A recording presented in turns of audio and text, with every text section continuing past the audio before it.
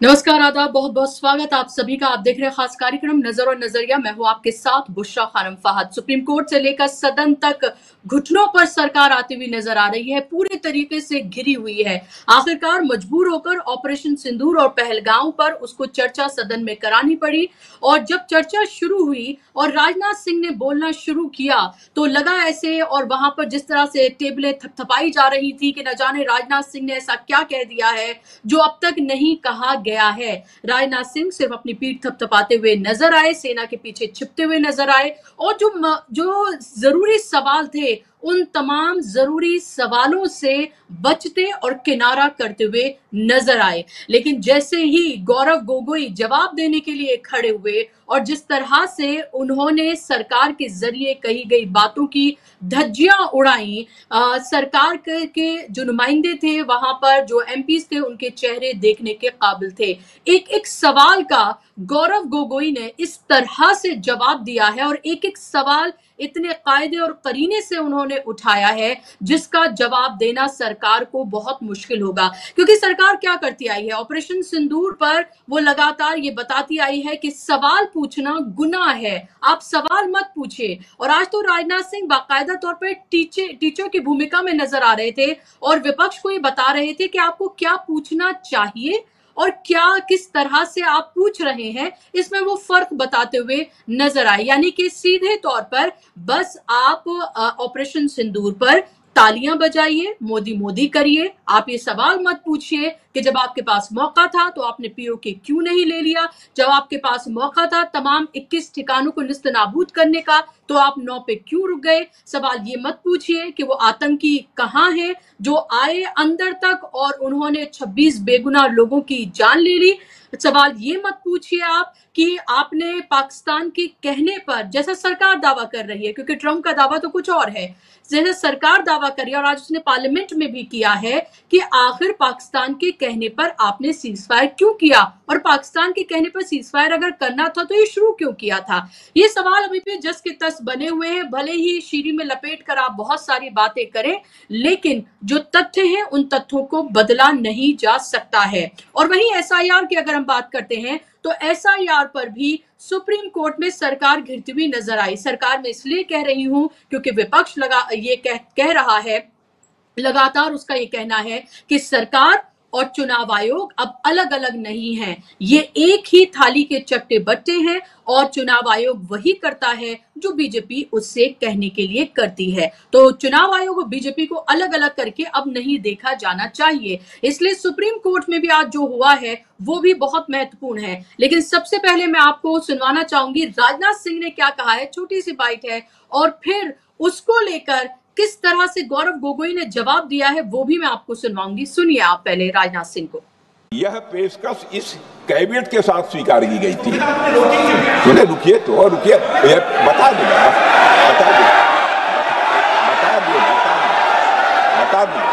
अब बैठ तो आपको मौका मिलेगा। यह क्यों रुका, इसका पहले ही मैं पूरी तरह से वर्णन कर चुका है। अध्यक्ष महोदय, मैं नेता प्रतिपक्ष को बहुत सम्मान के साथ कहना चाहता हूं कि कृपया एक बार मेरा पूरा भाषण पूछ लें। आपको प्रश्न पूछने की पूरी आजादी है, आप पूछ सकते हैं, मैं उसका उत्तर दूंगा। तो आपने सुन लिया, और राहुल गांधी जिस तरह से उठे और उठकर उन्होंने पूछा कि क्यों आपने सीज फायर किया पाकिस्तान के कहने पर, तो आप देखिए कैसे राजनाथ सिंह का जवाब देते हुए नजर आ रहे हैं, क्योंकि जवाब इसका उनके पास है ही नहीं।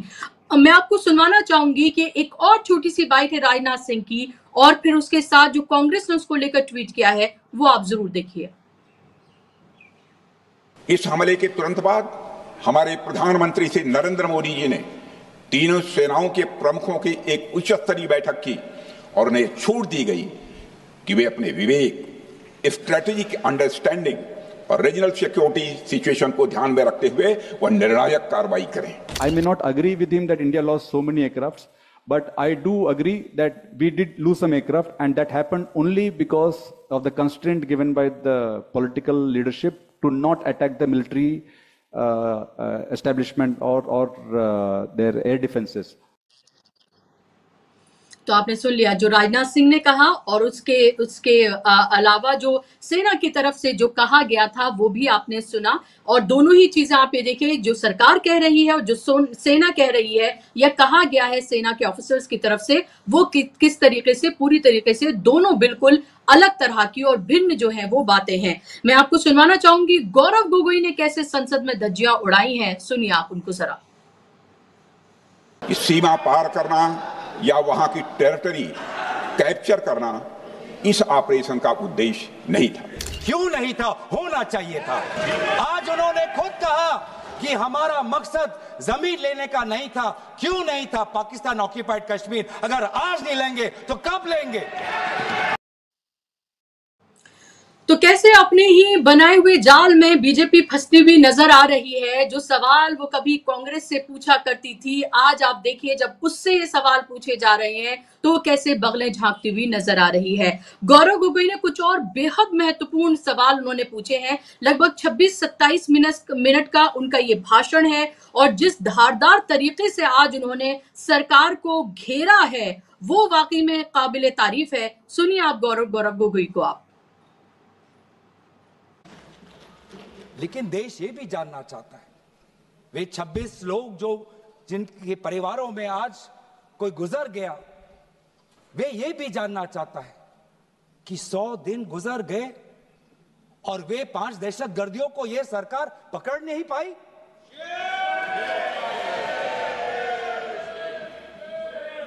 देश के वो लोग ये भी जानना चाहते हैं कि ये जो 5 दहशतगर्दे थे, दहशतगर्दी जो आए टेररिस्ट, निश्चय इनको किसी ने पनाह दी, निश्चय इनको किसी ने जानकारी दी, निश्चय ये पूरा जो 1 घंटा का जो उन्होंने गोला बारूदी की उसके बाद ये फरार हो गए, उनको फरार होने में भी किसी ने उनकी मदद की। और आज भी ये 100 दिन हो गए और सरकार के पास कोई जवाब नहीं।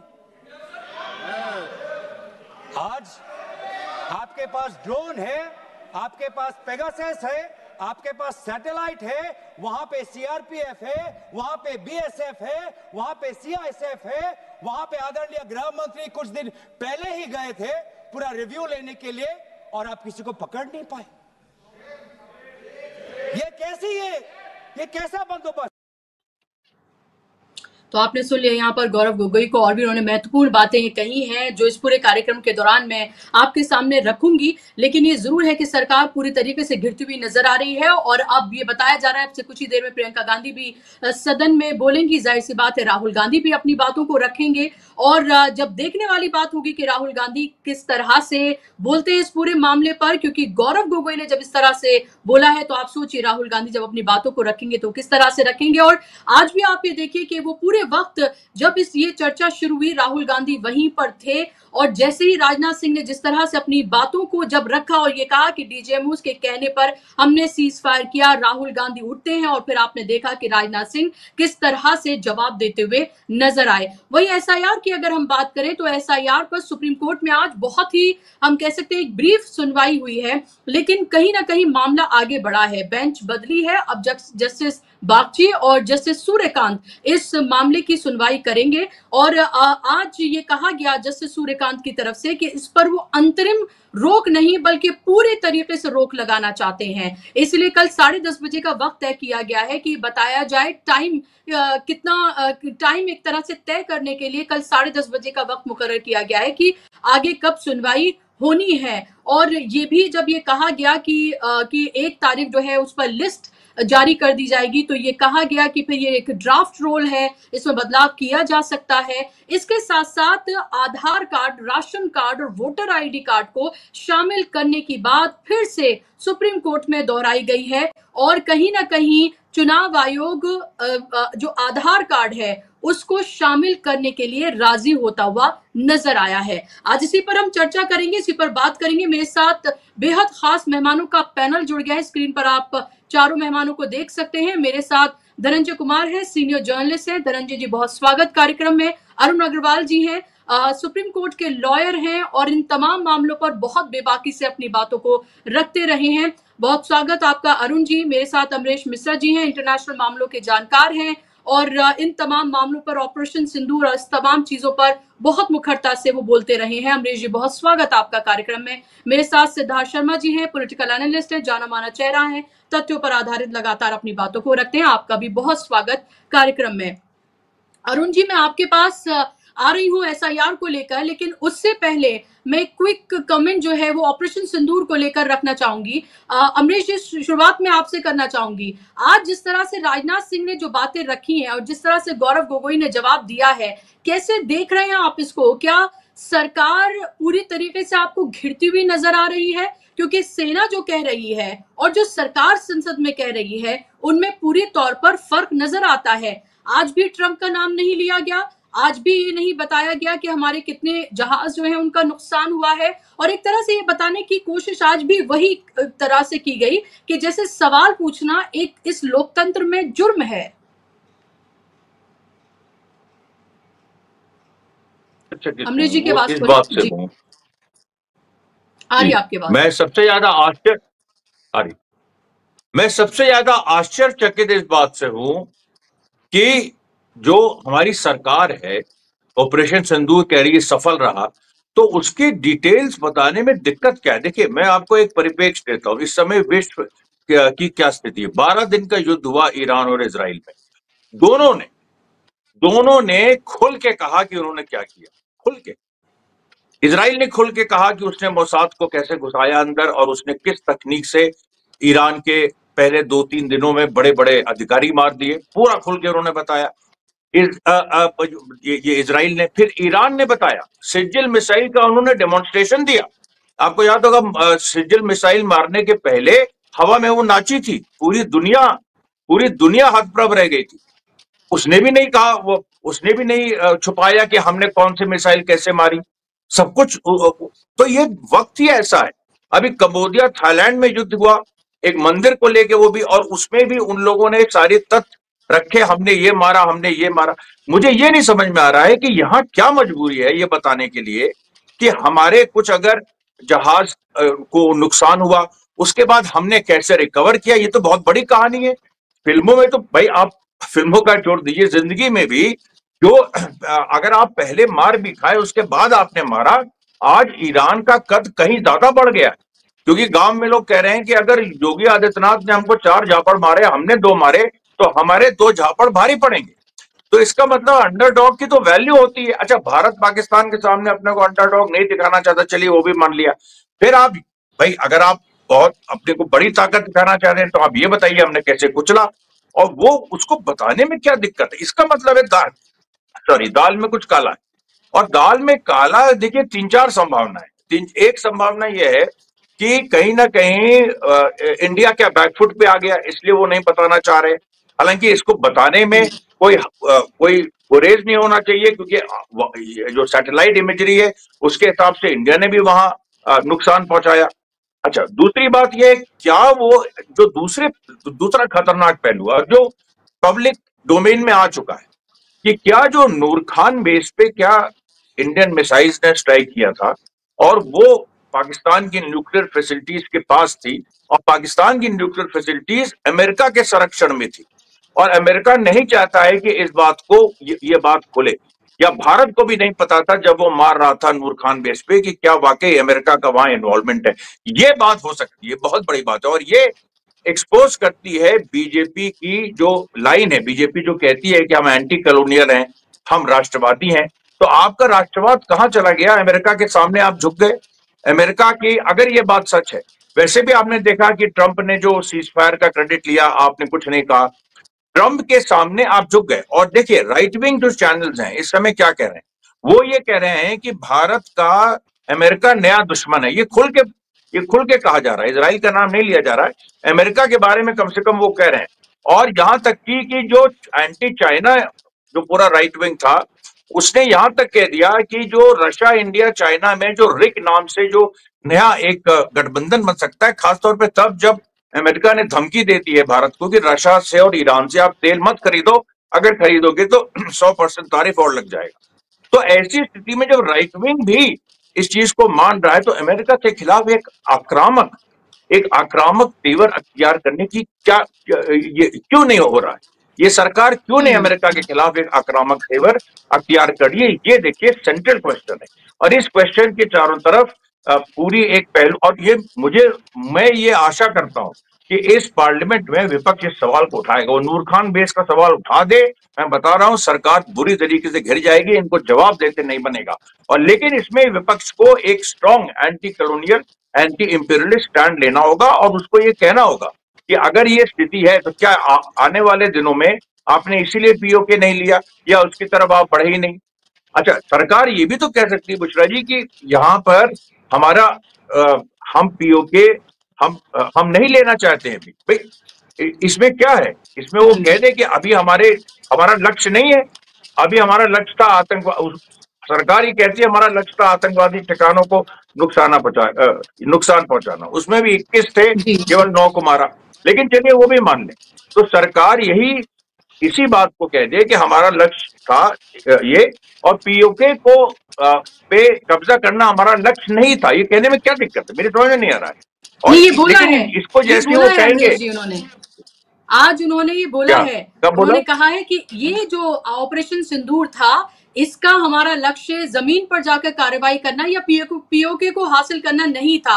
इस पर ही तो विपक्ष ने हंगामा किया है। विपक्ष ने हंगामा करते हुए कहा है कि क्यों नहीं था, जब आप ये बड़े बड़े दावे कर रहे थे, आप इसको एक तरह से विजय के रूप में आप मना रहे हैं। एक तरफ आप कह रहे हैं ऑपरेशन सिंदूर जारी है, दूसरी तरफ आप इसको विजय के रूप में मना रहे हैं। तो जाहिर सी बात है कि ये सवाल तो उठाए जा रहे हैं। और ये आज राजनाथ सिंह ने कहा है कि अंदर घुसना, जमीनी यानी किसी तरीके की कार्रवाई करना और पीओके हासिल करना हमारा लक्ष्य नहीं था, और इसी पर ही कांग्रेस ने घेरा है। मैं आपके पास लौट रही हूँ, मैं धनंजय जी को शामिल करूंगी, फिर अरुण जी आपके पास आ रही हूँ। धनंजय जी, क्या आपको लग रहा है कि इतनी बुरी तरीके से घिर गई आज सरकार पार्लियामेंट में कि उसके लिए जवाब देना मुश्किल? उसको लगा कि राजनाथ सिंह को आगे करके, मोदी जी को गायब करके वो किसी तरीके से फेस सेविंग कर लेंगे, और राजनाथ सिंह जिस तरह से माहिर है लच्छेदार भाषण देने में, वो उन्होंने दिया, लेकिन गौरव गोगोई ने एक तरह से धज्जियां उड़ा दी पूरे तरीके से। और सवाल ये है कि मोदी जी हर जगह नजर आते हैं, चाय पीते हुए बाहर,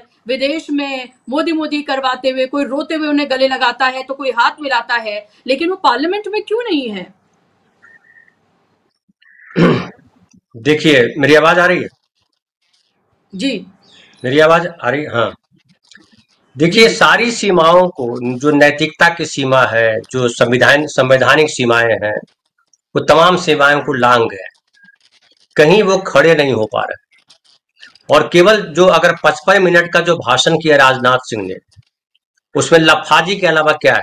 कोई एक लाइन मुझे बताइए कि ये काम की लाइन उन्होंने बोली, जिस लाइन के लिए विपक्ष ने इतना संघर्ष किया, इतना 3 दिन 4 दिन संसद में हंगामा होता रहा, देश लंबे समय से पूछ रहा है कि भाई वही 3 सवाल तो है जो अनुत्तरित है, उनके सवाल चाहिए। आप 55 मिनट का भाषण नहीं चाहिए।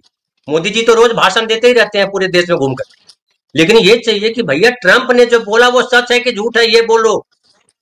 कल्याण बनर्जी ने पूछा ना कि भैया ये तो बताओ जी। फिर सवाल है कि वो 4 आतंकी जो आए थे वो किधर चले गए? आज खबर आई कि 3 संदिग्ध आतंकियों को मार गिराया। अरे संदिग्धों को मार गिरा रहे हो, अरे ठोस को मार के गिरा के दिखाओ ना। आपने तो कह दिया कि 100 आतंकी मार दिए हमने वहां घुस करके। किसने गिना बैठ करके? राजनाथ सिंह गिन रहे थे या कौन गिन रहे थे, कुछ पता नहीं। फिर बात आती है कि भाई आपने, हम बार बार ये कह रहे थे, देखिए आज गौरव गोगोई ने भी वही उठाया कि जब 21 आतंकी ठिकाने थे हैं तो आपने 9 पर ही क्यों हमला किया? फिर बात आती है कि जो 9 पे जिन पर हमला किया उसका पुनर्निर्माण चल रहा है, तो आपने कहा कि ऑपरेशन सिंदूर हमने अभी स्थगित नहीं, ये खत्म नहीं किया, स्थगित किया हुआ है, आगे कार्रवाई तो कब करोगे? जरूरत पड़ेगी, कब जरूरत पड़ेगी? ये सवाल उठता है ना। फिर सवाल उठता है कि भाई आप जो विजय उत्सव मना रहे हो कि हमने विजय सीज फायर किया, पाकिस्तान के कहने पे किया, पाकिस्तान गिड़गिड़ाया, किधर गिड़गिड़ाया? कुछ सबूत है? कुछ जगह है? कहीं कोई बात नहीं है। फिर जो सवाल, एक और महत्वपूर्ण सवाल देखिए, चिदम्बरम ने उठाया है। चिदम्बरम ने कहा है कि एनआईए ने अब तक कोई ऐसा ठोस सबूत नहीं दिया है या सबूत दिया है जिसमें लगे कि वो पाकिस्तान से आतंकी आए थे, वो यहाँ के भी हो सकते हैं। अब उस पर हमलावर है बीजेपी के नेता, वो कह रहे हैं कि ये देश विरोधी बात कर रहे हैं, पाकिस्तान को समर्थन कर रहे हैं। अरे भाई, तुम झूठ बोल रहे हो संसद से लेकर सड़क तक, इससे देश की छवि खराब हो रही है। सच जानने से देश की छवि खराब नहीं होगी। जो अभी बात कर रहे थे अमरीश भाई कि ईरान को भले चोट ज्यादा लगी, लेकिन सब कह रहे हैं कि ईरान ने कमाल काम किया। तो आप क्या कर रहे हो? आप हर मंच पे फ्लॉप हुए, आप ट्रंप को जवाब नहीं दे पाए, आप संसद में नहीं सही बोल पा रहे हो। और आप एक और बात मैं यार कहूं, देखिए जो लोकसभा अध्यक्ष है, आपने अगर गौर किया होगा, शुरुआत में उन्होंने क्या बोला, पूरा कसीदा कर दिया, पढ़ दिया पूरा कसीदा, ये जो है देश के गौरव की बात है फला। अरे आप क्यों बोल रहे हो सब फालतू बात? आपका ये काम है क्या? वो बोलेगा, वो जो मंत्री है उसका संसदीय कार्य मंत्री, आप चुप रहिए और आप दोनों के संवाद करवाइए, वो बोलेंगे। फिर उसके बाद राजनाथ सिंह ने बोला, कुछ नहीं बोला, कहीं टोका टोकी नहीं किया उन्होंने, बोलना शुरू किया, बोला आप तथ्य पे बात करो। अरे वो बताओ ना कौन तथ्य पे नहीं बोल रहा है, क्या ऐसा है जो तथ्यपरक नहीं था? तो ये निर्लज्जता की पराकाष्ठा को पार करके गटर में कूद करके नहा रहे हैं, इनसे क्या कहा जाए? अब ये देश की जनता ही इस देश में तय कर सकती है। आप सब जगह, हर जगह, सुप्रीम कोर्ट में जो हुआ क्या है, अब पहले अरुण भाई से बात कर लीजिए, सुप्रीम कोर्ट में जो हुआ क्या, नंगा कर दिया सुप्रीम कोर्ट। रोज हम लोग कह रहे हैं कि तुम क्या कर रहे हो, वही सुप्रीम कोर्ट ने फिर सवाल किया। तो अब क्या कहा जाए इस पर? जी बिल्कुल, मैं लौट रही हूँ आप सबके पास, लेकिन अरुण जी को शामिल करूंगी और फिर सिद्धार्थ जी आपके पास आ रही हूँ। अरुण जी, सुप्रीम कोर्ट में जो हुआ है आज, उसको आप कैसे देख रहे हैं? आपके जो आशंका थी, लगातार जब मैंने आपसे बात की, आपने कहा कि अगली बेंच क्या होगी, इससे बहुत कुछ डिसाइड होगा। बेंच बदल गई है, वेकेशन बेंच थी और अब बेंच में जस्टिस सूर्यकांत जो है वो शामिल हो गए हैं बागची के साथ, जस्टिस बागची के साथ। आप कैसे देख रहे हैं इस पूरे मामले को? क्या चुनाव आयोग घिरा है? क्योंकि इस बेंच ने भी ये कहा है कि आप शामिल करिए आधार कार्ड, राशन कार्ड और वोटर आईडी कार्ड को, और साथ साथ उन्होंने, सूर्यकांत ने ये कहा कि अंतरिम नहीं, मैं इसे पूरी तरीके से खत्म करना चाहता हूं और हम पूरी तरीके से खत्म कर सकते हैं अगर हमें इसमें उस तरह की त्रुटियां नजर आती हैं तो। देखिए, आज सुप्रीम कोर्ट में जो हुआ उसमें एक तरफ से तो लोग ये देख सकते हैं कि लोगों की बहुत बड़ी जीत हुई या ये कार्ड का जो लागू कर दिया, लेकिन आप मेरी सही बात मानिए तो आज जो है बुरी तरह से हम पिटे हैं सुप्रीम कोर्ट में। किस लिए पिटे हैं आपको मैं समझाता हूँ कि जी, जो हमारा मकसद था कि ये स्पेशल इंटेंसिव रिवीजन के ऊपर जो है इलेक्शन का अगला इलेक्शन ना हो, और उसके लिए ये जरूरी था कि ये जो रोल अभी पब्लिश करने जा रहे हैं वो रोल पब्लिश नहीं हो, उसको इन्होंने स्टे देने से मना कर दिया। और गोपाल शंकर नारायण ने उनसे कहते रह गए कि आप हमको एक लाइन पढ़ने दीजिए, उन्होंने उसको पढ़ने नहीं दिया। इसलिए नहीं पढ़ने दिया कि पूरा खेल जो है लोगों को समझ में आता। अब वो लाइन मैं पढ़ता हूँ अंग्रेजी में और हिंदी में बताता हूँ। The petitioners are not pressing any interim stay at this stage, as in any case the draft electoral rolls has to be published only on 1/8/25, that is 1st of August, and the matter is listed before this court prior to that date 28/7/25। ये वो पढ़ना चाहते थे। पूरा tussle इसी बात का है कि ड्राफ्ट रोल अगर बन गया तो इसमें जो छटाई किया है इन्होंने, उसी छटाई पर फाइनल रोल बनेगा, और ये ऑपोजिशन नहीं कर सकता। इस बात को महीन से आप लोग समझिए। और मैं क्यों कह रहा हूं कि ये पुरानी बात याद आई, क्योंकि देखिए सुप्रीम कोर्ट जो है कुछ भी कहे, मैं बहुत छोटा आदमी हूं लेकिन मैं एक वो जरूर कहता हूं कि जब डेमोक्रेसी का मामला आता है तो ये डेमोक्रेसी को नहीं बचाते। आज दिन भर कोई डिवोर्स का मामला, किसी का कोई बैंक का कुछ इधर का उधर का मामला, मतलब कि ये पर्सनल छोटे छोटे जो मतलब झगड़े हैं उसको मांगे लॉयर से सेल्फी बना के आप वहां पे सुन रहे हैं। जो मेन मामला डेमोक्रेसी के जो चोरी हो रही है, रात भर बहुत लोगों ने सोया नहीं, हजारों लाखों आदमी आज उसको सुनने के लिए वहां पर तैयार थे, उसको आपने नीचे लिस्ट में रख दिया। या आपको मालूम नहीं था कि चीफ जस्टिस से मीटिंग है सेकेंड हाफ में? क्यों नहीं आपने उसको ऊपर में लिस्ट में रखा? आपका पूरा डिस्क्रिप्शन है, आपको सुनना ही नहीं था, ये आपको अलाउ करना था। मैं क्यों कहता हूं कि ये पुरानी बात याद आ गई? ये इसलिए याद आ गई कि जब चीफ इलेक्शन कमिश्नर का मामला, चयन का मामला जब हुआ, तो अनूप बर्नवाल वाला केस जो है, आपको मैं थोड़ा सा पेशेंस रखिएगा, 2015 में दाखिल हुआ। 2015 का केस दाखिल होके वो जाके 2023 में डिसाइड हुआ। 8 साल लगे सरकार को, ये सॉरी कोर्ट को ये डिसाइड करने में कि जो चुनाव आयोग का चयन होगा उसके अंदर में चीफ जस्टिस होंगे और जो है ऑपोजिशन का नेता होगा और जो है प्राइम मिनिस्टर होंगे। उसको इन्होंने जो है तुरंत बदल दिया। फिर वो केस जो है इन्होंने दोबारा लगाया, क्योंकि कानून उस समय नहीं था सरकार का, तो कानून उन्होंने बनाया जिसके अंदर में कहा कि जो है प्राइम मिनिस्टर रहेंगे, उनके साथ एक उनका मिनिस्टर रहेगा और ऑपोजिशन का लीडर होगा। इसको लोगों ने जो है 3 या 4 जनवरी 2024 को चैलेंज किया। उसकी सुनवाई बार बार 5 बार बेंच में आई। जब दिसंबर में आया तो जस्टिस खन्ना ने कहा कि इसको मैं नहीं सुनूंगा, क्योंकि वो चीफ जस्टिस थे और जो है उसमें एक ये भी मुद्दा था कि चीफ जस्टिस रहें चुनने के लिए। अब ये हमें नहीं समझ में आता कि जब भी कोई चुनाव का मामला आता है तो क्यों ये एक ऐसे जज के यहाँ जाता है जो चीफ जस्टिस बनने वाला हो। तो उसी तरह से फिर ये जस्टिस सूर्यकांत के यहाँ आया, तो जनवरी में उन्होंने कहा, तो बोले अच्छा आप हमको फरवरी में याद दिलाइएगा। 2 या 3 फरवरी को याद दिलाया गया, तो फिर कहे तो 13 फरवरी या 12 फरवरी को उन्होंने कहा कि हम इसको 18 फरवरी को रखते हैं, 19 फरवरी को, 17 फरवरी को। और उस दिन उन्होंने कहा कि देखिए, तो प्रशांत भूषण ने कहा कि तब तक तो चुनाव आयोग का चुनाव हो जाएगा। तो बोले कि अगर ऐसा होगा, सरकार करेगी तो कॉन्सिक्वेंसेस विल फॉलो। अब वो 17 को उन्होंने फरवरी को चुन दिया। 19 को जब मामला आया, कॉन्सिक्वेंस फॉलो क्यों हो, कुछ नहीं हुआ। फिर अप्रैल में टला, मार्च में टला, अप्रैल में टला और मई में टला। तो आज तक उसकी सुनवाई नहीं हुई। उस दिन बस खाली टालने वाली भी स्ट्रैटेजी थी।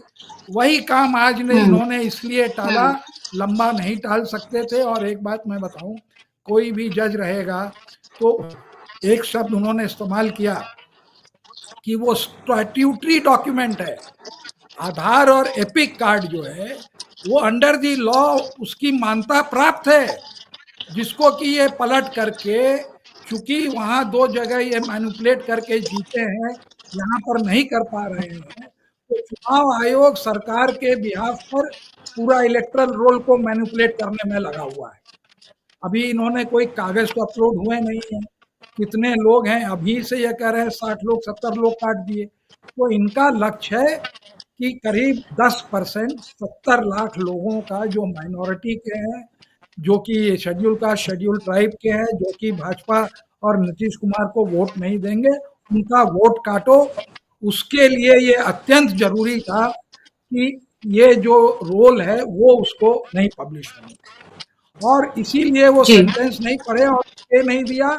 और फिर उन्होंने कहा कि कल आप लोग बताइए कितना कितना टाइम लेंगे, तब हम इसको तय करेंगे सुनने का। तो वो सुनने आज पूरा पढ़ के आए थे, उनको पूरा आइडिया था क्या क्या है, कि क्या इंटरिम ऑर्डर है और क्या चुनाव आयोग ने कहा है। उसके बेसिस पर टाल दिया।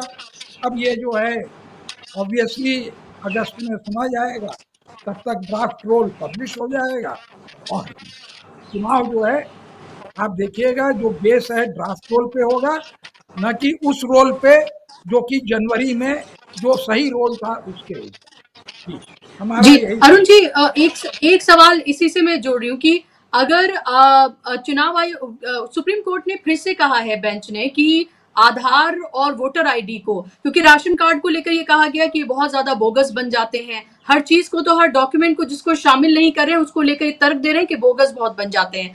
लेकिन आधार और वोटर आईडी कार्ड को लेकर सुप्रीम कोर्ट सख्त होता हुआ नजर आ रहा है। अगर ये कहा जाता है कि सुप्रीम कोर्ट की तरफ से कि आपको हर हालत में शामिल करना होगा, ये आदेश अगर पारित कर दिया जाता है तो बहुत संक्षिप्त में मैं चाहूंगी आप कहें कि फिर क्या आप फर्क होता देखते हैं, क्योंकि ये भी तर्क दिया जा रहा है कि ये सिर्फ ड्राफ्ट रोल है, फाइनल नहीं है ये। देखिए वो ध्यान भटका रहे हैं, बहुत चालाक हैं ये लोग, उनको भी मालूम है कि section 23(4) representation of people's act में आधार का एक रोल है। अगर हम आधार दे देते हैं और ये भी लिखा है कि आधार नहीं दें तब भी मेरा नाम रहेगा, तो जितने लोग आधार ऑलरेडी दिए हुए हैं उनका नाम जो है पुराने रोल से वो होना चाहिए। पुराने और नए रोल में आप समझिए क्या अंतर है, उनका निशाना कहीं और है कि हम नए रोल से चुनाव करें। उनको मालूम है कि अंत में जो है हमको आधार को मानना पड़ेगा, क्योंकि अगर आप रेसिडेंशियल वाला दिखाते हैं तो वो भी तो आप आधार से दिखाते हैं।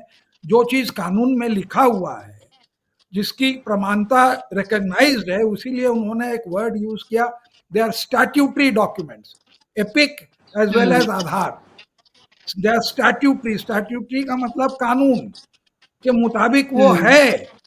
उसको आप अगर ये करेंगे तो हम यहाँ बैठे हैं, इतना अंधा तो नहीं हो जाएगा ना सुप्रीम कोर्ट, तो वो तो उनको मानना पड़ेगा, वो उसको नहीं ये हिला पाएंगे, क्योंकि जो बातें कर रहे हैं, जो डॉक्यूमेंट है जो नहीं है, तब तो उससे साफ हो जाएगा कि आपने चुनाव आयोग को सरेंडर कर दिया। वो सिटीजन वाला वो प्रूफ करना चाह रहे हैं, वो तो चुनाव आयोग कर नहीं सकता है क्योंकि उसमें सुप्रीम कोर्ट का जजमेंट है। तो ये सब लेके आप ये समझिए उनका खेला कुछ और है। खेला है कि दिसंबर वाले रोल से चुनाव नहीं हो, ये जो हमने मैनिपुलेट करके अब बना रहे हैं, जिसमें हमने काटा पीटा जो है।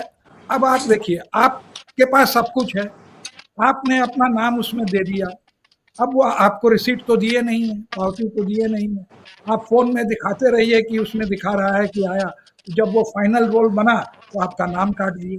अब आप क्या करेंगे?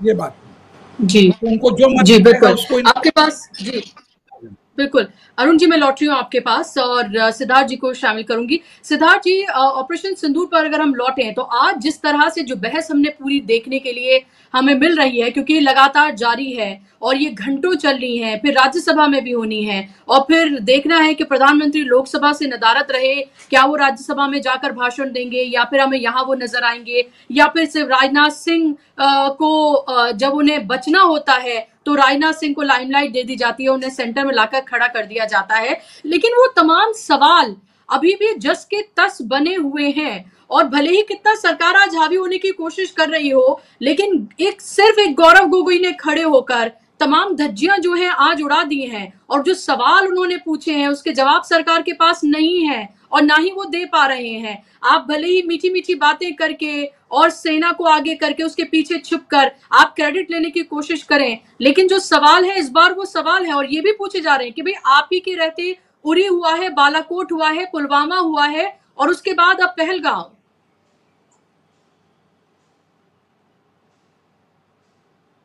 सिद्धार्थ जी की आवाज खोले। जी सिद्धार्थ जी अनम्यूट करें, सिद्धार्थ जी की आवाज खोलें।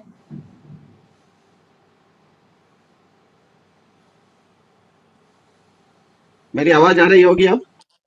जी जी अभी आ रही है। जी क्रिकेट में ना खेलते समय बहुत साधारण सा नियम होता है कि सामने वाला बैट्समैन का जो वीक पॉइंट होता है आप उसी पर बॉलिंग कीजिए, वो आउट हो जाएगा। अगर उसको बाउंसर नहीं खेलना आता है तो बाउंसर डालिए, इधर उधर की बॉल डालेंगे तब तो फिर आप बॉल वेस्ट कर रहे हैं। देखिए पाकिस्तान के साथ ये जो पूरा का पूरा सीज फायर हुआ, पाकिस्तान की टीम तो, पाकिस्तान इतना कमजोर है भारत के सामने कि उसके क्रिकेट टीम आज तक एक भी वर्ल्ड कप में हमें नहीं हरा सकी है।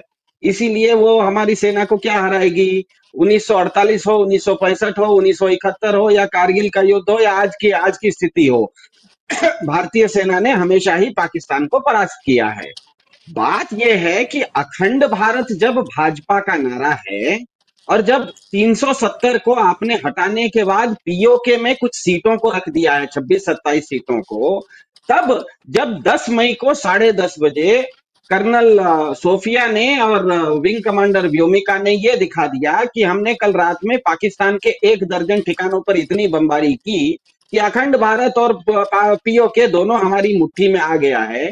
तो 6 घंटे बाद ट्रंप साहब ने आके सीज फायर कैसे घोषित कर दिया? और उसके 2 दिन के बाद अगर भारत के प्रधानमंत्री जी टीवी पर आते हैं और कहते हैं कि पाकिस्तान गिड़गिड़ा रहा था, तो पाकिस्तान गिड़गिड़ा रहा था इसीलिए आपने छोड़ दिया। हमारे धर्म ग्रंथों में तो कौरव गिड़गिड़ा रहे थे तो अर्जुन ने तो नहीं छोड़ा था, रावण गिड़गिड़ा रहा था तो राम ने तो नहीं छोड़ा था। तो जब राम ने रावण को नहीं छोड़ा, कौरवों को अर्जुन ने नहीं छोड़ा, तो हिंदू धर्म को मानने वाली भाजपा, जिस पीओके में आपने 26-27 सीट रखी हुई है, सेना उसको अपने कब्जे में करने की पूरी तैयारी मुट्ठी में ले ली थी, तब आपने छोड़ा कैसे? तो सवाल बस इतने से सवाल का जवाब भाजपा के पास नहीं है। ये एक ऐसा बाउंसर है जो कि भाजपा नहीं खेल पाती है। इसके अलावा आप कुछ भी दूसरी गेंद करने जाइएगा तो भाजपा को कहीं ना कहीं बच के निकलने का मौका मिल जाएगा। आप पहलगाम के बारे में पूछिएगा तो वो दिखा देगा, देखो आज पहलगाम में ये हो गया, क्या कहते हैं, एनकाउंटर हो गया। तो आप अगर कुछ और पूछने जाइएगा कि हवाई जहाज गिर गए थे क्या, तो वो दिखा देंगे कि नहीं, हवाई जहाज नहीं गिरे थे। तो मेरा ये कहना नहीं है कि इसमें तथ्य नहीं है, तथ्य तो है, लेकिन जो बैट्समैन जिस चीज में सबसे वीक होता है, आपको वही गेंद में उसको आउट करवा सकते हैं। तो अखंड भारत का नारा कांग्रेस का या विपक्ष का तो नहीं था, वो भाजपा का है। पीओके हमारा है, ये नारा भाजपा का नारा है। भाजपा के ही सरकार में 2019 में जिस समय 370 इन्होंने हटाया, तो पीओके में क्या ये सच नहीं है कि पीओके की विधानसभा में 26-27 सीट उन्होंने पीओके का डाल दिया? तो ये सब चीजें जब आप कह रहे हैं, आपका नारा है, आपने कानून बदल दिया और सेना ने उसको जिस दिन मुट्ठी में ले लिया था, आपने छोड़ क्यों दिया? बस ये एक मूल सवाल पर अगर विपक्ष भाजपा को घेरना शुरू करेगा, तो हमें पता है कि प्रधान जी नहीं आ रहे हैं, इसका मतलब वो नाइट वॉचमैन को आगे बढ़ा रहे हैं। क्रिकेट में होता है, लास्ट ओवर में जब बैट्समैन नहीं खेल पाता है ना, तो कोई नीचे के बैट्समैन को नाइट वॉचमैन भेज देता है कि आउट भी हो जाए तो वो आउट हो जाए, कैप्टन बच जाए। तो ये बिल्कुल स्पष्ट है कि इतना बड़ा मुद्दा है ऑपरेशन सिंदूर का या पहलगाम का या सीज फायर का, कि इसमें प्रधान जी को आगे आना चाहिए था। हर छोटी मोटी चीज में परीक्षा की चर्चा होती है, तब तो मेरे बच्चे को परीक्षा कैसे देना ये बताने के लिए आप टीवी पर, रेडियो पर आ जाते हैं मन की बात करने के लिए। इतनी बड़ी बात हो रही है, आप टीवी पर काहे नहीं आ रहे हैं? आपको तो मौका भी है, दस्तूर भी है। तो इसका मतलब बिल्कुल स्पष्ट है कि भाजपा बैकफुट पर है। दिक्कत यह है कि बैकफुट पर अगर है तो आप उनको फुल टॉस डाल के ऐसी सवाल मत पूछिए जिससे कि उनको बच के निकलने का मौका मिले। उनको उन्हीं की बात में फंसाना है। मेरे ख्याल से पहलगाम, ऑपरेशन सिंदूर, इन दोनों के ये दोनों विषय तो हैं ही, लेकिन सीज फायर एक ऐसा मुद्दा है जिसमें भाजपा ऐसी फंसती है कि उसके पास जवाब नहीं बचता। थोड़ा बहुत पहलगाम और ऑपरेशन सिंदूर की चर्चा विपक्ष कम करे, सीज फायर पर अगर फोकस ज्यादा करे, तो सीज फायर एक ऐसी गेंद है जो कि भाजपा नहीं खेल पाती है। जब जब आप सीज फायर वाली बॉल डालेंगे, भाजपा आउट होती चली जाएगी, सीधी सी बात है। तो मेरे ख्याल से विपक्ष के कुछ लोग इस चीज को समझ गए हैं, उन लोगों ने इस तरह के ढंग के सवाल करने शुरू किए हैं। शायद कुछ लोग, क्योंकि लोकसभा है, लोकसभा में अभिव्यक्ति की स्वतंत्रता है, आदमी को बोलने का मौका है, तो कुछ लोग दूसरे भी सवाल कर रहे हैं। कुछ दूसरा सवाल कीजिएगा तो हम देखते हैं कि नंबर 11 का भी बैट्समैन को अगर गलत गेंद डाल दो तो कभी कभी वो गलती से भी छक्का मार देता है। लेकिन मेरे ख्याल से नंबर 11 वगैरह बैट्समैन को आउट करने के लिए सीधी बॉल डालिए पैर के ऊपर, एलबीडब्ल्यू हो जाएगा, नहीं तो बोल्ड हो जाएगा। सीज फायर एक ऐसी गेंद है जिसका जवाब भाजपा के पास नहीं है। इसके अलावा आप कोई भी सवाल पूछिएगा, भाजपा को बच के निकलने का कोई ना कोई एक छोटा सा रास्ता मिल जाता है। सीज फायर पर रास्ता नहीं मिल रहा है, क्योंकि वो रास्ता हमने नहीं बंद किया है, आपने नहीं बंद किया है, ट्रंप साहब ने बंद कर दिया है। एक बार नहीं, 26 बार, हर बार आके कहते कि नहीं उस गेट पर मैंने ताला लगाया हुआ है। तो ट्रंप साहब जिस चीज को पकड़े हुए हैं, उस चीज को हम क्यों छोड़ के दें? तो मेरे ख्याल से सीज फायर के मामले में अगर आने वाले दिनों में, क्योंकि ये सीज फायर की चर्चा एक दिन से अधिक चलने वाली है, अगर विपक्ष इस चीज को समझ ले और ढंग की गेंद करना शुरू करे, अपना सारा सवाल सीज फायर पर अगर करना शुरू करे, तो भाजपा के लिए काफी दिक्कत है इस चीज का जवाब देना। क्योंकि सबको पता है कि भाजपा अगर कुछ बोलेगी भी, अगर प्रधान जी आके टीवी लोकसभा में कुछ बोलेंगे तो जानेंगे कि प्रधानमंत्री जी अपना भाषण खत्म भी नहीं किए थे, तब तक ट्रंप साहब उधर से ट्वीट कर दिए कुछ। तो उनको भी ये डर है कि ट्रंप साहब जिस तरह से ट्रोल कर रहे हैं, प्रधान जी को भी ये डर है कि कहीं वो लोकसभा में आके 1 घंटे का भाषण दें, ट्रंप साहब सुनते 45 मिनट के बाद सुने कि उससे उल्टा एक ट्वीट कर दिए, तो लेने के देने पड़ जाएंगे। तो मेरे ख्याल से ये बात है, आने वाले समय में मेरे ख्याल से विपक्ष इस चीज को समझेगा और आने वाले डिबेट्स में पहलगाम और ऑपरेशन सिंदूर के बदले क्या कहते हैं, सीज फायर पर ज्यादा अपना फोकस केंद्रित करेगा तो ज्यादा बेहतर रहेगा, ऐसा मुझे लगता है। जी बिल्कुल, आप सही कह रहे हैं और उस पर फंसते हुए नजर आ रहे हैं। हालांकि जो बात ये पूछी गई अमरीश जी कि हमारे कितने जहाज का नुकसान हुआ, अब ट्रंप आकर कहते हैं 5-6, हालांकि बहुत चालाकी से उन्होंने इस बात को रखा और उन्होंने ये नहीं कहा किसके, लेकिन ये जवाब तो सरकार को देना है। आप ये नहीं कह सकते हैं लोकतंत्र में कि आपकी सारी वाहवाही आपकी है और सवाल आपके नहीं है, सवाल को आप दरकिनार कर देंगे और सिर्फ आप राष्ट्रवाद की एक ऐसी लहर उठाने की आपने कोशिश की। लेकिन इस पहलगाम के बाद, ऑपरेशन सिंदूर के बाद, जाहिर सी बात है जो पुलवामा से उन्होंने हासिल किया वो इससे हासिल उन्हें होता हुआ नजर नहीं आया। पूरे इसके दौरान हमने देखा कि बीजेपी बैकफुट पर थी और बैकफुट पर अभी भी है, जो सवाल है वो वैसे बने हुए हैं। और जब ये बात पूछी गई कि जहाज कितने गिरे तो उसे इस तरह से बताने की क्यों कोशिश की जाती है कि जैसे ये सवाल पूछना कोई देशद्रोह है। भैया आप बता दीजिए, अगर दसौल जो है वो खुद आकर अगर उसकी कंपनी ये बोले कि एक राफेल का नुकसान हुआ है, उनकी तरफ से ये कहा जाए, और हालांकि उन्होंने ये कहा कि इस ऑपरेशन सिंदूर के दौरान हुआ है लेकिन पाकिस्तान ने वाकई मार गिराया, ये उन्होंने इसको डिनाई किया है, लेकिन नुकसान तो हुआ है। गौरव गोगोई ने कहा 35 है हमारे पास, गिनती करवा लीजिए आप।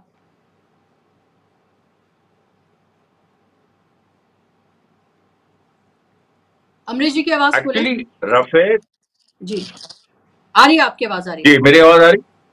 हाँ, मैं ये कह रहा हूं कि इसमें देखिए मामला कुछ दूसरा है, बहुत ही कुछ गड़बड़ है। मैं इसको एक क्या मैं कहूं, अनिल अंबानी पे जो ईडी की रेड हुई है अब ज्यादा मैं इलेबरेट नहीं करूंगा। अनिल अंबानी का नाम राफेल से जुड़ा हुआ था, आप जानती हैं। राफेल में कुछ गड़बड़ प्रॉब्लम थी और ये जो राफेल गिरे हैं ये पाकिस्तान की मार से भी हो सकता है और अपनी अंदरूनी खामियों से भी हो सकता है। ये बहुत सारी ऐसी चीजें हैं जो छुपाई जा रही है, और क्योंकि राफेल की डील में करप्शन के सीधे एलिगेशन है, क्लियर कट नाम लेके बकायदा, और उसको कुछ छुपाने की भी कोशिश कर रही है, इसीलिए मतलब हो रही है, इसीलिए मैंने अनिल अंबानी का नाम लिया। और ये बहुत बड़ा मुद्दा है, ये ऐसा मुद्दा है कि जिसमें सरकार एक्चुअली उसके पास कोई जवाब इस बात का नहीं है, क्योंकि सच्चाई आप ये कहेंगे कि ठीक है पाकिस्तान ने मार गिराया, या क्योंकि देखिए डिफेंस के लोग भी जो बोल रहे हैं उन्होंने बहुत बारीकी उन्होंने दो बात कही। उन्होंने एक तो कहा कि ठीक है हमारे जहाज गिरे, अब वो हमारी उन्होंने कहा कि हम अपनी गलतियों से, अब अपनी गलतियों का मतलब दो हो सकता है। अपनी गलती का मतलब हो सकता है कि पाकिस्तान ने जो वार किया उसके लिए हम तैयार नहीं थे, या अपनी गलती ये भी हो सकती है कि हमारी कुछ प्रॉब्लम मेंटेनेंस में थी, हमारे जो औजार थे, हमारे जो असलहे थे, हथियार थे, वहां कोई समस्या थी, ये भी हो सकता है। ये दोनों चीजें हो सकती है और फिर सरकार और बुरी तरह गिर जाएगी, तब तो बवाली हो जाएगा, कुछ भी हो सकता है फिर तो। अच्छा, दूसरी बात जो डिफेंस के लोग कह रहे हैं वो ये कह रहे हैं कि हमें इजाजत नहीं दी गई। हमको जब हमने ऑफेंसिव लिया, उनका जो नैरेटिव है डिफेंस का वो ये है कि हमने पहले मारा, फिर उधर से मार आई, या हमारी कुछ कमजोरियां थी, हमने थोड़ा नुकसान सहा, फिर हमने ऑफेंसिव लिया। जब हमने दोबारा ऑफेंसिव लिया तब यहां तक बात आई कि हमको बहुत ही शॉर्ट डिस्टेंस पे मारने को कहा गया, हमको कोई जो लॉन्ग डिस्टेंस टारगेट थे वो नहीं मारने को कहा गया। अब यहां पर सवाल, फिर सरकार कहती है हमने ब्रह्मोस का इस्तेमाल किया। ब्रह्मोस की रेंज कितनी है? ब्रह्मोस को अगर आपने इस्तेमाल किया तो उसकी रेंज तो बताई जाती है 1000, 2000, 3000 किलोमीटर पर आप 250-300 किलोमीटर की आप दूरी पे मार रहे थे, बहुत ही बड़ा नुकसान होना चाहिए था। या फिर ऐसा हुआ कि ब्रह्मोस नूर खान बेस पे लगी और वहां पर जाके अमेरिका के हित कॉम्प्रोमाइज हो गए, आपको कुछ बोल नहीं पा रहे। दोनों तरफ से सरकार गई। देखिए इसमें कोई कहीं पे बचने का सवाल नहीं है। और मैं ये भी कह दूं आपसे कि बिहार में 8 करोड़ कुछ लाख वोटर हैं, 1 करोड़ वोटर इसको काट, अब काट लो, 1 करोड़ वोटर काट लो। वो अलग बात है कि उस पर विपक्ष अगर स्टैंड ले लेके हम चुनाव नहीं लड़ेंगे तो हम विपक्ष के साथ हैं, लेकिन हम कह रहे हैं कि अगर तुम 1 करोड़ में वोटर काट लो, इस बार देख लो बिहार में जीत के दिखा दो। इस बार बिहार में जो आपके बीएलओज हैं, जो आपके पोलिंग जो अधिकारी पोलिंग कराते हैं, जो सवर्ण तबका है, वो खिलाफ है तुम्हारे। कहां से तुम जीत रहे हो? मैं तो अभी इलाहाबाद गया था, वहां बिहारी वो इलाहाबाद के हाईकोर्ट में कितने बिहार के लोग आते हैं सर, इतने लोगों से मेरी बात हुई, सवर्णों से, उन्होंने इस बात को साफ कहा। उन्होंने कहा कि इस बार जो है कुछ समझ में नहीं आ रहा है, कोई नेता ही नहीं है, ना कोई नीतीश ढलान पे है, बीजेपी किसी को प्रोजेक्ट नहीं कर पा रही। मोदी आगे वहां पर बोलेंगे तो वो तो पहले भी बोल चुके हैं, वो क्या नया बोलेंगे, वो कौन सा पैकेज, वो पैकेज दे रहे थे 1,25,00,000 का। देखिए मूड देश का बदल गया, और इस बदले हुए मूड में ये बात तय हो गई है कि प्रधानमंत्री को कहीं ना अब जल्दी जाना होगा, चाहे वो अभी जाए, चाहे वो कुछ बिहार के चुनाव के बाद जाए। अब इसको अभी लेकिन एक उनको उम्मीद है आखिरी कि हम वोटर लिस्ट मैनिपुलेट करके बिहार का चुनाव हम जीत सकते हैं। अगर ऐसी उम्मीद है तो इस उम्मीद को भी मैं कह रहा हूं आप छोड़ दीजिए। दूसरी बात, विपक्ष को मेरे ख्याल से कुछ ऐसा, ये जो इश्यूज हैं सारे जितने भी आपके जो ये राफेल से जुड़े हुए हैं, ये हैं, और ज्यादा पिन पॉइंटेड सवाल करने चाहिए, जिससे जो डिफेंस एस्टैब्लिशमेंट है वो जो कह रहा है, और डिफेंस एस्टैब्लिशमेंट देखिए कहीं ना कहीं उसका डिससेटिस्फैक्शन है इस रिजीम से, वहां भी एक आइसोलेशन है। और बहुत सारी खबरें आ रही हैं कि जो एनएसए अजीत डोवल हैं, जो एक तरह से डिफेंस डिपार्टमेंट और इस सरकार के बीच एक ब्रिज का काम करते थे, उनका हाल में एक भाषण हुआ है चेन्नई आईआईटी में, और चेन्नई आईआईटी में जो उनका भाषण हुआ है वो बड़ा अजीब माना जा रहा है, उसको रैंट माना जा रहा है। ऐसा लग रहा है कि वो उनकी तबीयत नहीं ठीक है या कुछ ऐसी बात है कि जो नहीं बताई जा रही, क्योंकि वो बिल्कुल अजीब तरह से फोटोन्स की बात करने लगे, कुछ और टॉपिक कुछ और था, कुछ और बात करने लगे। तो वो और आप तो जानते ही है कि जो चेन्नई आईआईटी की जो अभी डायरेक्टर है वो भी बहुत विवादों में रह चुके हैं। तो मेरे कहने का मतलब ये है कि इस सरकार में जो कम से कम जो दो बड़े, देखिए 3 लोगों की सरकार है, तो उसमें नरेंद्र मोदी और अजीत डोभाल इस समय देखिए घिरे हुए हैं। अमित शाह है वो आपने देखा होगा इस समय एकदम बैकग्राउंड में चले गए, इसीलिए राजनाथ सिंह को इन्होंने आगे किया, क्योंकि राजनाथ सिंह से कोई ना खतरा है ना कोई फायदा है, मतलब वो एकदम बीच के। अब जो देखिए सवाल यहाँ पर आ रहा है कि मोहन भागवत के रिटायरमेंट की एज आ रही है, वो उस दिन अलग पीछे हटेंगे कि नहीं, फिर नरेंद्र मोदी पे प्रेशर पड़ेगा कि नहीं। चलिए वो भी अगर नहीं होता है, बिहार का चुनाव सामने है, बिहार के चुनाव में क्या स्थिति बनेगी, ये देखिए आने वाले 1-2 महीना देखिए बहुत नाजुक है इंडियन डेमोक्रेसी के लिए, और इसमें कुछ भी हो सकता है। और ये जो ऑपरेशन सिंदूर वाला जो सवाल है, ये देखिए ultimately it might prove to be the last nail in the coffin of this right wing government.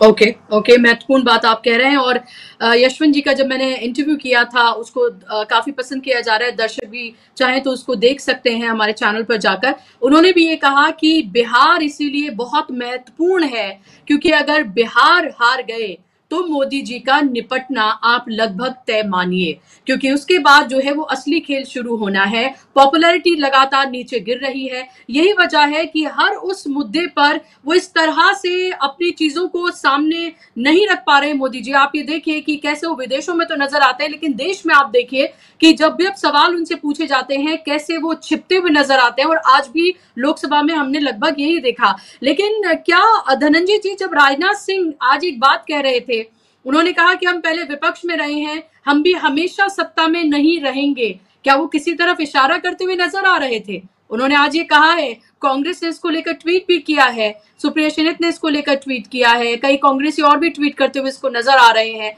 कि भाई देखिए तो खुद ही एक्सेप्ट कर रहे हैं इस बात को। अमरीश भाई बोल रहे थे कि इलाहाबाद में सवर्णों ने भी ये कहा, इससे क्या पता चलता है? आप अगर आजादी की लड़ाई देखिए तो आजादी की लड़ाई में बड़ा रोल था सवर्णों का, जो अंग्रेजों को भगाने में लगे हुए, वो डेमोक्रेसी लाना चाहते थे इस देश में।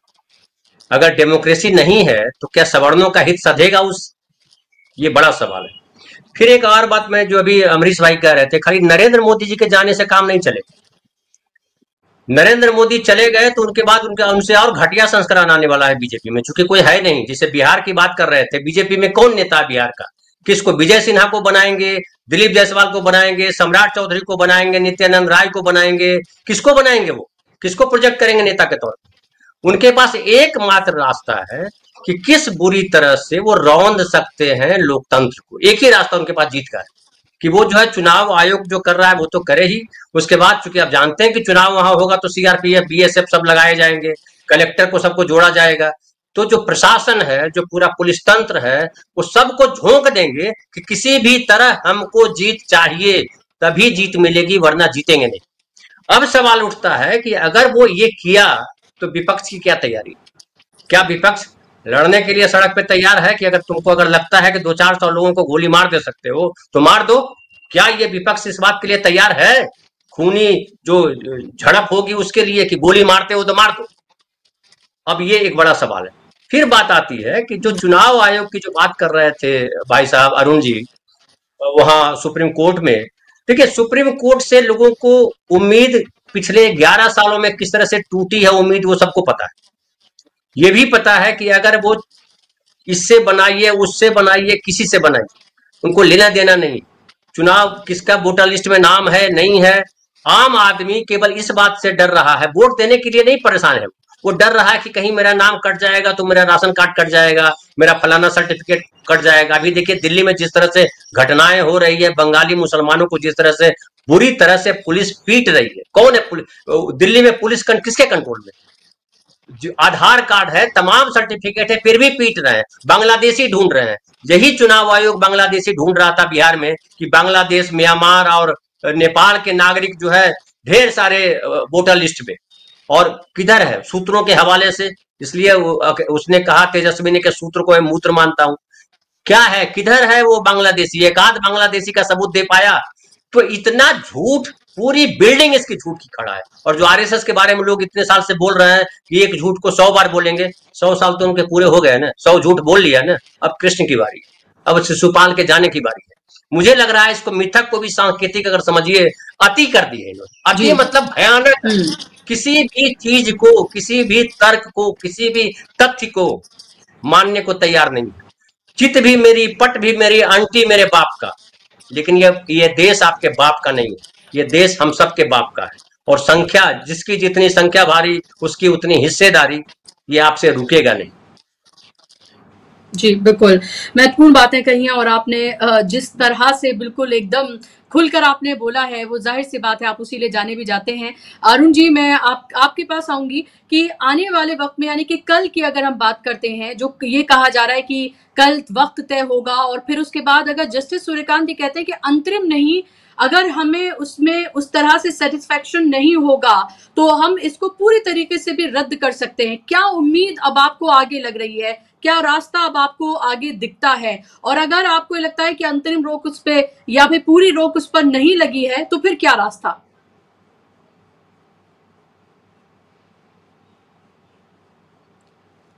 आवाज खोले अरुण जी की।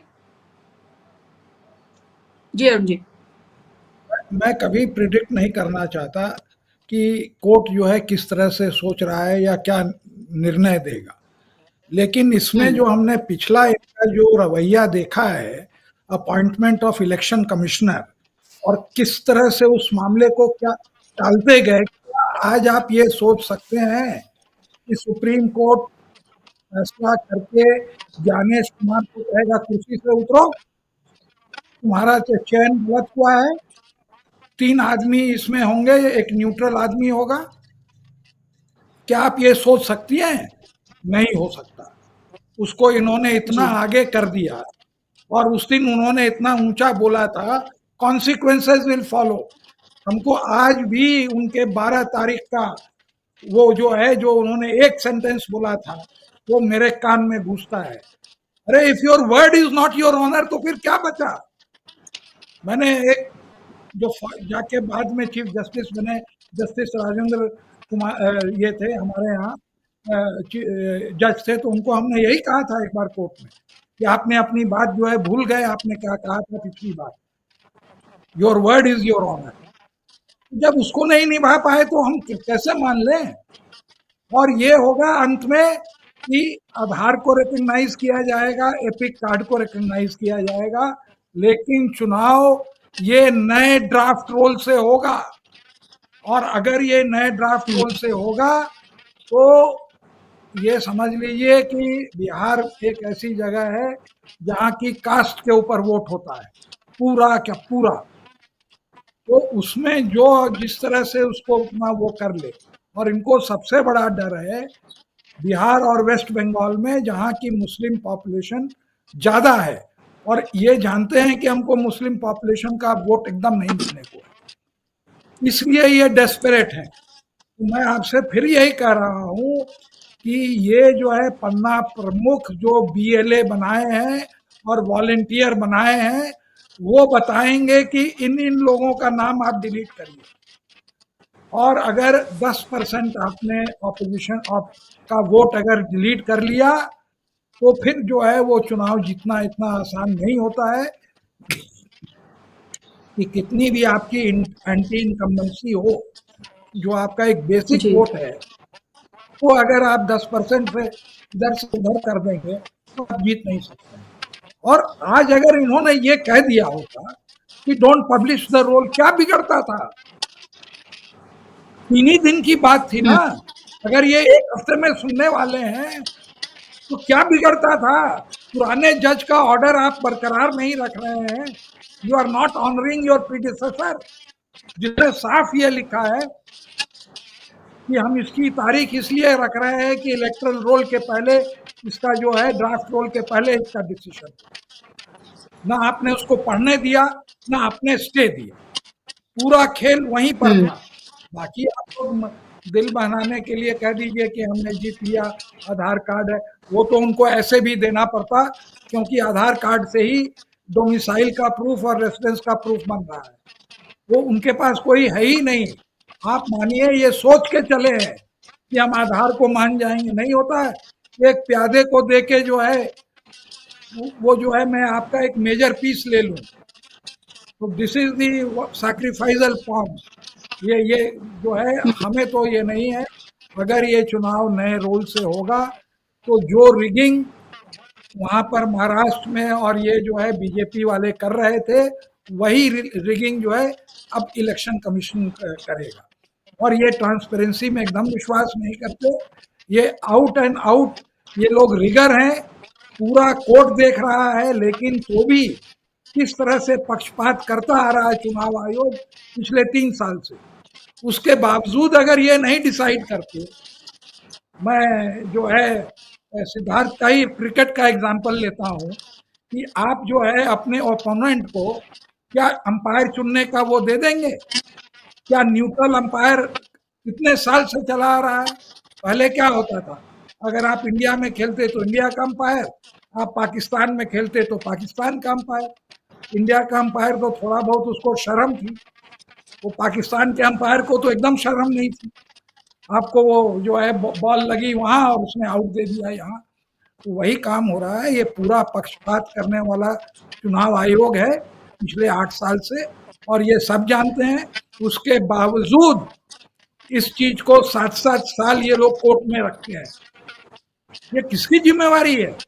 आप अगर निष्पक्ष चुनाव नहीं करवा सकते, चुनाव आयोग का आप चयन नहीं कर सकते, उनके ऊपर लगाम नहीं लगा सकते, तो फिर काहे का सब और काहे का जो है वो जो स्ट्रक्चर, बेसिक स्ट्रक्चर सब उड़ गया। We the people of India आप रहा ही नहीं, तो उसके बाद क्या बचा? आप आज क्या कर रहे हैं? आप एक लोगों को डिसएनफ्रेंचाइज कर रहे हैं। जो बाबा साहब अंबेडकर ने एक कॉन्स्टिट्यूशन के अंदर में यूनिवर्सल सफरेज दिया, वो बहुत खेद से कहना पड़ रहा है कि एक जो है आज दलित चीफ जस्टिस है, उनके अंडर में वो कि बहुत अच्छे जज हैं, माने अभी जितने भी जजेस आए हैं हाल में, उसमें सबसे इनकी तारीफ होती है। लेकिन उनको देखना चाहिए कि ये एसेंशियल मीटिंग, हमारी मीटिंग है सेकेंड हाफ में। अरे आपको मालूम है, आप सुनो, क्यों रखे उसको सेकेंड हाफ में? क्यों नहीं उसको फर्स्ट हाफ में रखे? क्या जरूरी है केस? अगर एक ये नहीं प्रायोरिटाइज कर सकता है। मुझको याद है एक हमारे यहाँ गोपाल गौड़ा करके होते थे जज, वो जो है पब्लिक इंटरेस्ट का बहुत वो सुनते थे, और बाद में वो उड़ीसा में चीफ जस्टिस बने और सुप्रीम कोर्ट में भी जज बने। वो खुलेआम कोर्ट में कहते थे कि we are sitting here to take matters of public interest, ये प्राइवेट इंटरेस्ट का तो मामला होता ही रहता है। यहाँ पर ठीक उल्टा, आर्बिट्रेशन का मामला पहले। बिल्कुल सही आपने यहाँ पर बातें रखी हैं और जाहिर सी बात है कि दो ही तरीके यहाँ पर हैं। ये कानूनी लड़ाई, जो कानूनी लड़ाई लड़ी जा रही है, जिससे कितनी उम्मीद हम लगा सकते हैं, वो आपने अरुण जी को सुन लिया कि फिलहाल किस तरह की उम्मीद लगाई जा सकती है और क्या कुछ कोर्ट में हो रहा है वो आपके सामने है। और दूसरी उम्मीद है आंदोलन। क्या जिस तरह से धनंजय जी ने कहा, क्या उसके लिए ये विपक्षी पार्टियां तैयार हैं कि अगर इसी को जो अभी ड्राफ्ट रोल होगा, अगर इसी को ही फाइनल रोल बनाकर अगर इसी पर ही चुनाव होता है बिहार में, तो फिर क्या होने जा रहा है और क्या इसके लिए वो तमाम पार्टियां तैयार हैं, ये महत्वपूर्ण सवाल है। और सिद्धार्थ जी, लास्ट में आपसे लास्ट कमेंट एसआईआर और इसको लेकर क्या उम्मीद आपको लगती है? क्या आपको लगता है कि अगर सुप्रीम कोर्ट से ये सब नहीं हुआ तो आंदोलन एक आखिरी जरिया, और क्या आपको विपक्ष उसके लिए तैयार लगता है? बहुत संक्षेप में। जी, आंदोलन किया नहीं जाता है, आंदोलन जनता कर देती है, हो जाता है। हमको पता है शेख हसीना जिस समय भागी थी ना, उससे 1 साल पहले बहुत जबरदस्त वहां पर वो चुनाव जीत के आई थी। तो ये कोई नहीं कर सकता कि आंदोलन कोई करता नहीं है, जनता के अंदर से आंदोलन हो जाता है। असल बात दूसरा जी यह है कि लोकतंत्र का मतलब क्या? लोकतंत्र का मतलब लोक का तंत्र या लोक के लिए तंत्र। अगर आपने इसको लोक के लिए तंत्र बना दिया, इसका मतलब तो तंत्र लोक को फिर कंट्रोल करने लगेगा। अगर तंत्र ही लोक को कंट्रोल करने लगेगा तब फिर लोकतंत्र कैसे बचा? फिर तो उसको ठोक तंत्र का नाम दे देना चाहिए। जिस तरह से अरुण जी ने कहा कि आज सुप्रीम कोर्ट को पता था कि इसकी सुनवाई है, फिर भी दोपहर के बाद दूसरी मीटिंग उन्होंने क्यों रख ली? तो होता यह है कि समूचा भारत आज एक अजीब जद्दोजहद में फंसा हुआ है। चाहे उपराष्ट्रपति हो या कोई आम आदमी, देश संविधान को माने या भाजपा के कानून को माने, और न्यायपालिका भी इस दबाव से बाहर नहीं है। हर आदमी इस दबाव में है कि भारत का संविधान माने या भाजपा का एक कानून है माने। पिछले हफ्ते हमने देख लिया कि धनखड़ जी की स्थिति, उपराष्ट्रपति की स्थिति ऐसी हो गई, वो भारत का कानून मान रहे थे लेकिन भाजपा का कानून नहीं मान रहे थे।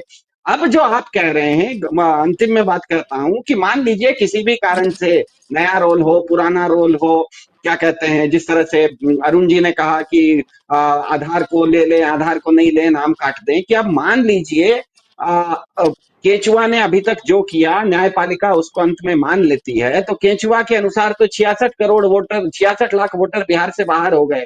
अब मान लीजिए किसी भी तरीके से चुनाव आयोग का मतलब ये जो सुप्रीम कोर्ट है इस चुनाव को होने दिया और उस चुनाव में 66 लाख मतदाता अगर बाहर हो गए तो होगा क्या? ध्यान में रखिएगा, अभी कुछ नहीं होगा।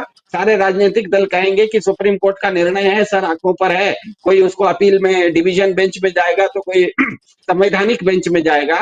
लेकिन जिस दिन बिहार का चुनाव होगा और जिस दिन वोट के लिए करने के लिए लोग निकलेंगे, सोचिएगा 66 लाख लोगों के पास वोटर आईडी होगा, उनके पास ये सबूत होगा कि पिछले चुनाव में उन्होंने वोट दिया है और इस बार उनको वोट नहीं दिया जाएगा। बिहार में 91,000 बूथ हैं, 66 लाख मतदाता अगर बाहर हैं तो हर बूथ के बाहर ना 75 आदमी खड़ा रहेगा वोटर कार्ड लेके, ये कहने के लिए कि मेरे पास वोट नहीं है। सोचिए बाहर जो एक पुलिस वाला है, वो 75 लोग जिनके पास वोट का कार्ड होगा और वोट करने नहीं दिया जाएगा, कितना बड़ा लॉ एंड ऑर्डर इशू हो जाता है। हमें पता है कि चुनाव के दिन 2-4 वीआईपी लोगों का किसी शहर में किसी कारण से वोट नहीं दे पाते हैं तो पूरा मीडिया में ब्लो अप हो जाता है, पूरी दुनिया के मीडिया में आ जाता है। तो अगर सोचिए किसी भी कारण से ये चुनाव, इसीलिए मेरे ख्याल से सुप्रीम कोर्ट को इस बात का डर है कि कहीं अगर उसने इसको होने दे दिया तो उसके बाद तो चुनाव आयोग बोलेगा कि हमने थोड़े किया, सुप्रीम कोर्ट के कहने पे किया। तो सुप्रीम कोर्ट ने आज इसीलिए कहा कि चुनाव का मतलब मास इंक्लूजन होता है, मास एक्सक्लूजन नहीं होता। चुनाव लोगों को शामिल करने का त्योहार होता है, लोगों को बाहर करने का, बहिष्कार करने का भी कोई अभियान नहीं होता। मेरे ख्याल से चुनाव आयोग को पता है कि अगर बिहार के चुनाव में लाखों मतदाता किसी भी कारण से छूट गए तो आज तो कुछ नहीं होगा, चुनाव के दिन पूरे भारत ने जो 75 साल में नाम कमाया है कि भारत एक लोकतंत्र है, लाखों लोग सड़क पे खड़े मिलेंगे जिन जो वोट नहीं दे पाएंगे। उस दिन भारत क्या दुनिया को मुंह दिखाएगा? कैसा लोकतंत्र है भैया कि जनता वोट ही नहीं कर पा रही है। अरे वोट करके इसको जिता दो या उसको जिता दो, बात की बात है। तुमने अगर लाखों लोगों को वोट ही करने नहीं दिया तब तो उस दिन तो भारत का लोकतंत्र पूरी तरह से दुनिया के सामने धराशायी हो जाएगा। मेरे ख्याल से क्या कहते हैं, सुप्रीम कोर्ट को इसका एहसास है। लेकिन ये भी है कि मैंने कहा, भारत में न्यायपालिका हो या उपराष्ट्रपति हो या आम आदमी हो, वो एक जद्दोजहद में है। उसके ऊपर एक तो संविधान मानूं, ये संविधान मानना है, दूसरी तरफ भाजपा का एक कानून मानना है। दोनों के बीच में वो क्या मानेगा इस पर निर्भर करता है ये। बिल्कुल महत्वपूर्ण बात आपने कही है। अब देखना बेहद दिलचस्प होगा, एक तरफ संसद में जो कार्यवाही चल रही है वहां क्या प्रधानमंत्री आते हैं और क्या उसका जवाब देते हैं, और सुप्रीम कोर्ट में कल क्या होता है ये देखना बेहद महत्वपूर्ण है। बहुत महत्वपूर्ण दिन ये चल रहे हैं और देश की सियासत में बड़ी उथल पुथल है, जाहिर सी बात है। और आगे अब ये देखना, बिहार के इलेक्शन के इर्द गिर्द ये तमाम चीजें हो रही हैं, चाहे वो पार्लियामेंट के अंदर है या फिर पार्लियामेंट के बाहर है। बहुत बहुत शुक्रिया आप चारों मेहमानों का, धनंजय जी आपका, अरुण जी आपका, अमरीश जी आपका और सिद्धार्थ जी आपका, कार्यक्रम का हिस्सा बनने के लिए, अपना कीमती वक्त देने के लिए बहुत धन्यवाद। धन्यवाद, शुक्रिया आप तमाम दर्शकों का भी। नमस्कार।